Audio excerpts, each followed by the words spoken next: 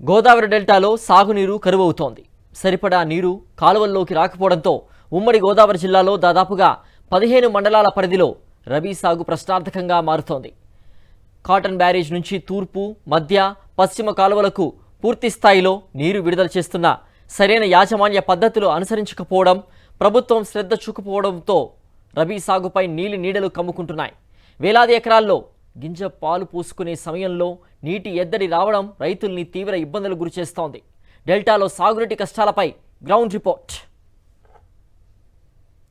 గోదావరిలో సహజ జలాలు తగ్గిపోవడంతో సీలేరు నుంచి విడుదల చేసే నీటిపైనే ఆధారపడుతున్నారు. గతంలో ఎన్నడూ లేనంత నీటి ఎద్దడిని రైతులు ఎదుర్కోవాల్సి వస్తోంది. ఒక్క రామచంద్రాపురం నియోజకవర్గంలోనే 2000 ఎకరాలకు పైగా నీటి ఎద్దడితో ఎండిపోయే పరిస్థితి ఉందంటే తూర్పు, మధ్య డెల్టాల్లో సాగునీటి సమస్య ఎంత దారుణంగా ఉందో అర్థం చేసుకోవచ్చు. కొన్ని చోట్ల పంట బోదెలు పూర్తిగా అడుగంటాయి, మరికొన్ని చోట్ల మురుగు నీటి డ్రైన్లను తలపిస్తున్నాయి. దీంతో రైతులు తీవ్ర ఆందోళన వ్యక్తం చేస్తున్నారు. మరింత సమాచారం మా ప్రతినిధి హరీష్ అందిస్తారు. గతంలో ఎన్నడూ ఎదుర్కొని నీటి ఎద్దడిని గోదావరి డెల్టా ఈసారి ఎదుర్కోవాల్సిన పరిస్థితి ఏర్పడింది. ఈ రబీలో సాగునీటి యాజమాన్య పరిస్థితులు అత్యంత దారుణంగా ఉన్నాయని చెప్పొచ్చు. అనేక మండలాల్లో వేలాది ఎకరాల్లో పంట ఎండిపోయే పరిస్థితి కనిపిస్తుంది. ధవళేశ్వరం కాటన్ బ్యారేజ్ నుంచి 9000 క్యూసెక్కులు పైగా నీటిని విడుదల చేస్తున్నా శివారు భూములకు ఆ నీరు చేరట్లేదు. దీంతో ఇటు రాజమండ్రి పరిసర ప్రాంతాల్లో కడియంతో పాటు మిగతా అన్ని ప్రాంతాల్లో అటు అనపర్తి చూసుకున్న మండపేట, రామచంద్రాపురం, అదేవిధంగా పెద్దాపురం, సామర్లకోట, సకినేటిపల్లి, మామిడికుదురు, మల్కీపురం, అల్లవరం, ఉప్పలగుప్తం, కాట్రేనికోన మొత్తం దాదాపు 15 మండలాల్లో విపరీతమైన ఈ సాగునీటి కొరత ఏర్పడుతుంది. దీంట్లో పంటలు ఎండిపోయే పరిస్థితి ఏర్పడుతుంది. ఇటువంటి పరిస్థితి ఎందుకు ఎదుర్కోవాల్సి వచ్చిందో ఆయన చెప్తారు. సార్ చెప్పండి. 9650 క్యూసెక్లు టోటల్గా ఇస్తున్నాము. ఇటు ఈస్టర్న్ డెల్టాకి అయితే 2950, అక్కడ 1900, అక్కడ 5000 ఇవన్నీ ఇస్తుంటే వాటర్ సరిపోవటం అనేది ఆయకట్టు ఇది వేసుకుంటే సరిపోవటం అనేది ఏం క్వశ్చన్ లేదు. కాకపోతే ఇంతకుముందు మేము ఎప్పుడు కూడా వాళ్ళకి ఒక ప్రాబ్లం వచ్చినప్పుడు దానికి దిశానిర్దేశం ఎలాగుండాలనేది చెప్పి చేయించి ఎక్కడా కూడా ఇబ్బందులు లేకుండా చేసిన సందర్భాలు మోస్ట్లీ ఎప్పుడు కూడా రబీలో ఉంటూనే ఉంటుంది. కానీ అదన్నీ కూడా ఓవర్కమ్ అయ్యి మేము ఎప్పుడు కూడా ఏ రైతుకి కూడా ఇబ్బంది లేకుండా చేస్తాం. అయితే ఈ సంవత్సరం ఈ పరిస్థితి ఏంటంటే ఒరిజినల్గా అయితే చాలా సేఫ్గా వెళ్ళవలసిన క్రాపు ఇది ఒక చోట ఎక్కువ, ఒక చోట తక్కువ, ఒక చోట మొత్తం ఎండిపోతున్నాయి. అన్నీ చూస్తే ఆశ్చర్యకరంగా ఉంది. మండపేటలో ఎండిపోవడం అంటే ఇది ఒక ఆశ్చర్యకరమైన విషయం.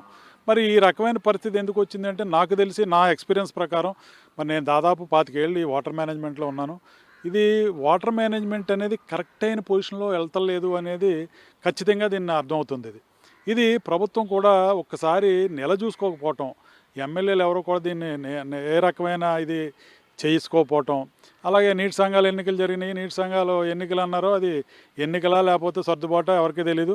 సరే అవన్నీ ఎలాగున్నా కానీ దాంట్లోనైనా కనీసం వాళ్ళ ఎక్స్పీరియన్స్డ్ ఎవరన్నా ఉంటుంటే మరి ఈ పరిస్థితి వచ్చి ఉండేది కాదు. ప్రభుత్వం ఫెయిల్యూర్ అయిందంటారా? అంటే దీని మీద అసలు చొరవ చూపించకపోవడం ఈ పరిస్థితి అంటే కేవలం ఎమ్మెల్యేలు కానీ లేకపోతే ఇంకా మిగతా ప్రజాప్రతినిధులు కానీ దీని మీద అసలు దృష్టి పెట్టలేదు. ఇప్పుడు ఇంతకుముందు మేము ఎలాంటి పరిస్థితుల్లోనైనా సరే మేము కాలువకి నీళ్లు పారించి ఆ రైతుకి చివరున్న రైతుకి మొదట ప్రిఫరెన్స్ ఇచ్చి చూసేవాళ్ళం.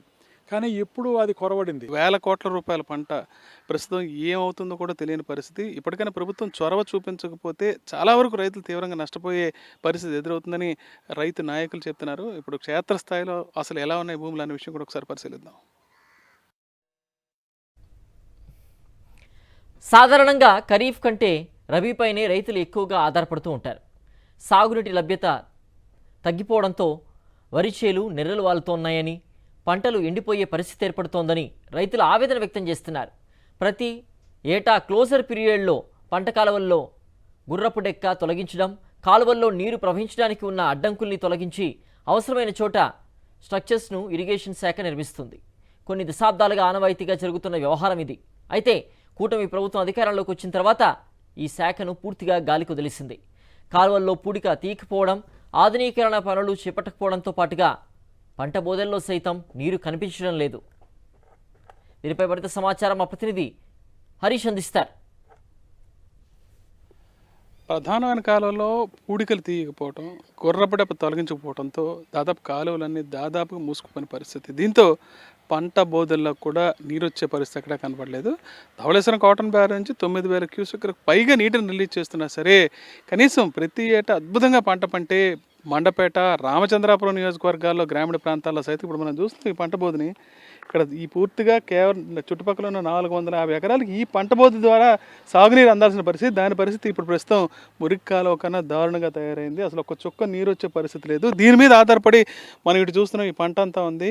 కింద బీడు వారిపోయినట్టు మొత్తం నేలంతా గట్టిగా మారిపోయింది. దాంతో ఏం చేయాలో తెలియని పరిస్థితిలో రైతులు తీవ్ర ఆందోళన అయితే వ్యక్తం చేస్తున్నారు. కాలం ఈ వంతులు ఏమో 3 రోజులకి ఇస్తున్నారండి. 3 రోజులు ఎక్కడ సరిపోద్దండి మనకి, 6 రోజులైనా ఇవ్వాలండి వంతు. ఇవాళ శుక్రవారం ఇచ్చారంటే మళ్ళీ శుక్రవారం దాకా ఉంటేనే పొలం అందరికీ ఎక్కుతుందండి, అందరికీ ప్రతి రైతుకినండి. ఇక్కడ లేనిది, ఇక్కడ నీరు లేనిది ఎంతమందికైనా వెళ్తుందండి. మాపు పోవాలి కాపలా కాస్తున్నాడు పొలం.